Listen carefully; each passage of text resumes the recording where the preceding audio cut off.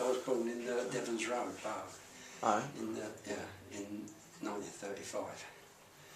And then we moved into Poplar, into their flats. They all had Canadian names. It was like everything had a Canadian name. Ontario buildings, Winnipeg buildings, and they're all gone now. We knocked them all down. And we lived there. And then I was evacuated to Wales in 1940 odd. And then they brought me back just in time for the Doodlebugs and Rockets. What was it like being evacuated? Did you go with siblings when you were evacuated, or brothers or sisters? When I was evacuated in Wales. Yeah. Did you have brothers and sisters? Or? I had 3 sisters. Did you go with them? No. Separated. We were separated. Blimey. So when we come back, we was all strangers. You know, because one of my sisters was. See, there's 3 years between all of us. See, so when I went, my second sister was a baby. My first sister weren't born. My eldest sister was 3 years older than me, and she went somewhere else. So when we all came back together, we was like strangers. How old were you when you were evacuated? I was about 4. 4? Yeah. And where did you go? Yeah, see, my youngest, my other sister not born, and the other sister that's 3 years younger than me now, she was 1, and I was 3. And she went by herself? See? And my other sister was 3 years older than me, the oldest one, and she was gone away somewhere else. And then we was away for a couple of years or so, and you lose everything, especially at that age, you know what I mean? Because you're just putting everything together, aren't you? It's the worst thing that can happen to you, and that's why a lot of these children today, when their father buggers off or their mother buggers off and they've only got one parent, they lose everything with that person, especially if they're little, and you never get it back. I can imagine, you said your youngest sister wasn't born when No, see, so when I come back as a person, as a 2-year-old. You know, 3-year-old person I don't even know, like, you know what I mean? Do you get along with them now still? Or Pardon? You still get along in that now? Well, we was old up, you know what I mean? We had a 2 up, 2 down on Millwall, and I mean that house what we was in had a front room on the ground floor, had a front room and a back room, and the back room had one of them big range cookers in it, yeah? And upstairs had a front room and a back room with a big range cooker in it. That house, as small as it was intended for 2 families. Really? Yeah, because that's how they used to live. Before my time, you might have had about 20 people in that house. And some of them were in the East End and around Shoreditch and all that, you know. Some of them had 18, 20 people living in them. But that's how it was, and 1 toilet to be shared out. So what was the family like that you were evacuated to? They was really good. Good people? They was really nice people. They was really good to me. Although I know I must have been a bit of a nuisance because I was a bit of a rebel, you know, and I didn't comply with anything.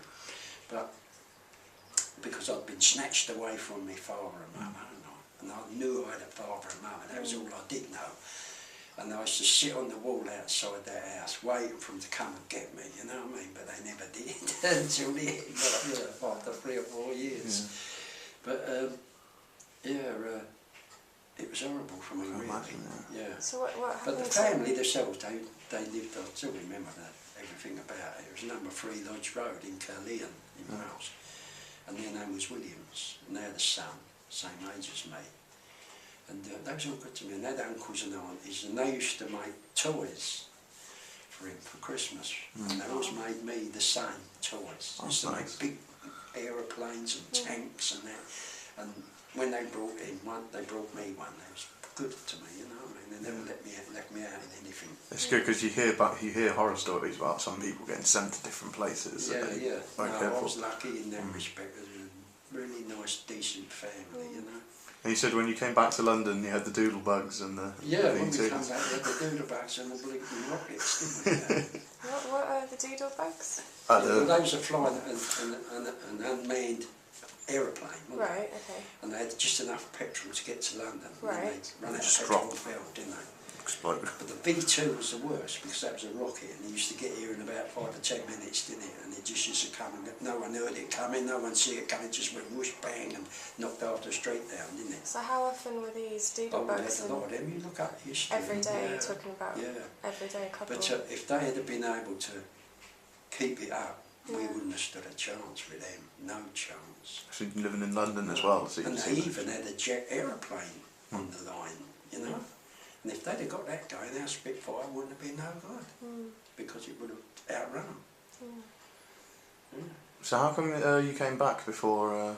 How come they brought you home before whilst the bombing was still going? No, I suppose they thought it was all over when after the Battle of Britain they stopped the bombers coming over. Yeah. So when they stopped the bombers coming over, they thought, oh, that's it, we're all right now. So bring all the kids back. And The then, rockets. there comes a doodle bug, like, you know, and they put roll around and they go through all that again, you know, so they didn't do it. Did your family house survive the bombing? Or? Yeah, we did, next door didn't. Really? An incendiary bomb fell on it, set it all alight, and it burnt all out. So they knocked it down, and our back garden wall was knocked down between their house. So we had a big gap where their house was, and all the back garden, and all our garden. So what I'd done, I was getting older then, I put a fence across the gap, and we had the whole lot, free of charge. So what was, when you say you were evacuated, what was schooling like? That must have been. Well, did you go to school in Wales? Or? School, yeah, I go to school, yeah, but they was all Welsh, weren't they, you know? That's why I don't like the Welsh anymore. I never associated myself somehow, I don't know why, I never... I suppose they were suspicious of me, you know. Strange London boy. Yeah. So I never had the... Because they must have taught Welsh in the school, I take it. I seem to remember anything about it at all. I think I used to go in there and sit it out and then come home, you know. I didn't want to be there. And I was so unhappy, really. Yeah, well, you were torn away from your family, Yeah. So it's, must have been great to actually come home though after all that time. But when you come home, you know, you think, oh, thank God I'm home, but then you look round you and you thought, who are these people? Yeah. It works the same, the other way, yeah. Was your dad out fighting at that point, I think? My eldest sister met her fella, Charlie, he walked in and was talking and he said, you're like a family of strangers. That's such And he a said strange that, feeling, yeah. and he hadn't known us much, very long. And he just walked in one day, that's what he said. He said, you know, you're like a family of strangers, because he was used to a family that had always all been together. Yeah. And his brothers and his sisters, and they was all together. And there's an entirely different atmosphere, you know that? Yeah. Well, you didn't know anyone. You've had no contact with them.